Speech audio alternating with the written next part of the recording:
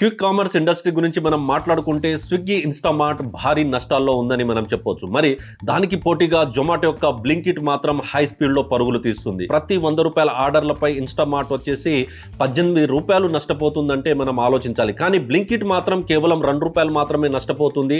ఇది quick commerce industry లాంటికి ఒక tough business, చాలా పెద్ద డిఫరెన్స్ అని మనం చెప్పవచ్చు. మరి బ్లింకిట్ ఇప్పుడు నెంబర్స్ పరంగా ముందుండడమే కాకుండా దుకాణాలకు అమ్మకాలు, మరి డైలీ ఆర్డర్స్ ఏవైతే ఉన్నాయో వాటిల్లోనూ ముందుందని మనం చెప్పొచ్చు. మరి ఇన్స్టామార్ట్ అమ్మకాలు 37% తక్కువగా ఉన్నాయి, ఆర్డర్స్ వాల్యూ కూడా 20% తగ్గిందని చెప్పొచ్చు. మరి ఇవన్నీ సరే, ఈ క్వార్టర్స్కి ఇన్స్టామార్ట్ చూసుకున్నట్లయితే 4,670 కోట్ల టర్న్ ఓవర్ను సాధించింది. ఇది గత క్వార్టర్లో పోలిస్తే 20% ఎక్కువ అని కూడా మనం చెప్పొచ్చు ఇక్కడ. కానీ షాకింగ్ విషయం ఏమిటంటే నష్టాలు 273% పెరిగి 840 కోట్లకు చేరాయని మనం చూడొచ్చు.